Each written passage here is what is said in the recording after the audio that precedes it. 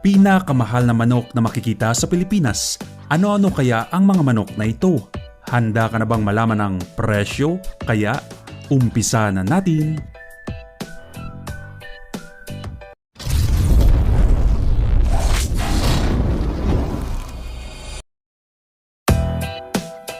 Ayam Cemani.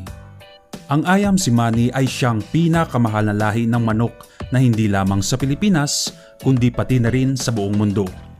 Mayroon nilang mga dahilan kung bakit ang Indonesian native chicken ay may napakataas na presyo. Una, napakahirap silang i-breed. Minsan, nahihirapan ng mga manok na mangitlog at makapag-produce lamang sila ng humigit kumulang 80 mga itlog bawat taon. Ang presyo ng Cemani ay depende sa itim ng balat nito. Ang mga purebred ayon sa Cemani Facebook group ay nagkakahalaga ng 1,000 hanggang 1,500 pesos para sa mga day-old chicks at ang breeders ay maaaring umabot sa 10,000 pesos bawat isa. Dong Tao. Ang pangalawa sa pinakamahal na manok ay ang Vietnamese Bizarre Chicken, ang Dong Tao. Ang Dong Tao chicken ay sikat sa Vietnam. May panahon noon na ang mga manok na ito ay para lamang sa mga mayayaman at mga sikat at para rin sa mga ritual na handog. Ngayon, ang karne ng pambihirang lahi na ito ay inihahain sa mga high-class restaurant na binibisita ng mga mayayamang individual. Ang Dong Tao chicken ay napakabihira sa Pilipinas, ngunit nakakagulat na may mga taong pinapanatili ang mga manok na ito bilang mga alagang hayop.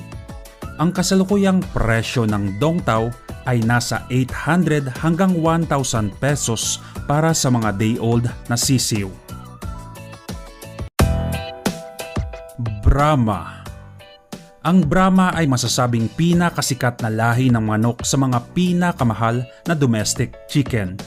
Kilala sa laki na taglay nito at kilala bilang King of Chickens. Ito ay isang masunurin at mahinahong lahi ng manok na ginagamit para sa karne at itlog nito. Ang Brahma ay isa sa pinakamalaki at pinakamagandang manok at isa rin sa pinakamahal. Hindi tulad ng Ayam Cemani at Dong Tao, ang Brahma ay hindi ganoon kahirap hanapin, ngunit siguraduhin mayroon kang maraming pera. Ang presyo ng day-old chicks ay nasa 1,000 pesos habang ang isang pares ng breeders ay maaaring nagkakahalaga ng 9,000 pesos hanggang 15,000 pesos. Sa Pilipinas, parehong sikat ang Buff Brahma at Light Brahma. Serama.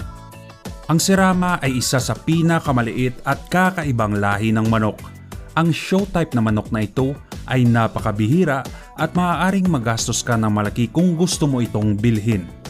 Ang Serama at ang mga itlog nito ay sikat sa eBay at mga online pet forum sa United States at Europe na nagbebenta ng $32 bawat itlog mula sa show winning ng mga magulang nito at aabot sa $80 para sa isang Serama na may Malaysian bloodline.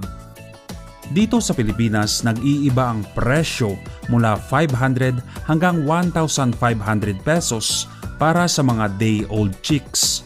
Pero makakahanap ka rin ng mga breeder sa halagang 5,000 pesos pataas ang isang pares. Siamo at Asil. Ang Siamo at Asil ay dalawang magkaibang uri ng lahi ng manok, ngunit halos magkapareho ang mga ito. Ang Asil ay mula sa India, habang ang Siamo naman ay mula sa Japan. Ang mga manok na ito ay napakapopular sa Pilipinas, lalo na sa sabong, dahil ang parehong mga lahi ay naibreed sa mga game fowl upang makagawa ng mas mahusay na mga supling. Napaka-agresibo ang dalawang manok na ito. Ang presyo ng parehong manok ay maaaring umabot ng 400 hanggang 800 kada sisiw, habang ang may edad na tandang ay umaabot sa 10,000 pesos depende sa bibili nito. Jersey Giant. Iminumungkahi ng pangalan na ang Jersey Giant ay talagang isang higante pagdating sa presyo nito. Ang Jersey Giants ang pinakamalaki at pinakamabigat na lahi ng manok. Ang karaniwang tandang ay maaaring tumimbang ng 6 kilograms, habang ang inahin ay maaaring tumimbang ng humigit kumulang 4.5 kilograms. Ang orihinal na Black Jersey Giant ay nagkakahalaga ng 300 hanggang 600 pesos para sa mga day-old chicks, habang ang mga breeder ay nagkakahalaga ng 10,000 pesos ang isang pares. Sa kabila ng katanyagan nito, hindi ginusto ang Jersey Giants para sa komersyal na produksyon dahil sa mabagal na paglaki nito at maaaring tumagal ng 7 hanggang 9 months upang maabot ang buong timbang nito. Chinese Silkie. Ang mga Chinese Silkies ay natatangi dahil sa kanilang magagandang balahibo, 6 na daliri ng paa at itim na balat at karne. Ang Silkie Chicken ay isa sa pinakalumang lahi ng manok sa mundo na nagmula ito sa Asia. Kahit na ang Silkies ay pinalaki para maging show pet, ang demand ay medyo mataas sa Pilipinas, kaya mataas din ang presyo nito. Ang Silkie Chicks ay nagkakahalaga ng mahigit 300 pesos at ang mga breeders ay nasa 5,000 hanggang 8,000 pesos ang isang pares. Gayunpaman, itinuturing ng maraming tao ang Silkies bilang isa sa pinakapangit na lahi ng manok. Buff at Blue Orpingtons. Ang presyo ng Orpingtons ay napaka-inconsistent. Minsan makakahanap ka ng 240 pesos day-old chicks, habang ang iba ay nagbebenta ng 600 pesos per chicks. Ang dahilan sa likod nito ay dahil sa pabago-bago ng demand. Kapag mataas ang supply, bumababa ang presyo. Sa panahon ng pandemyang ito, tumaas ang presyo ng Buff Orpington.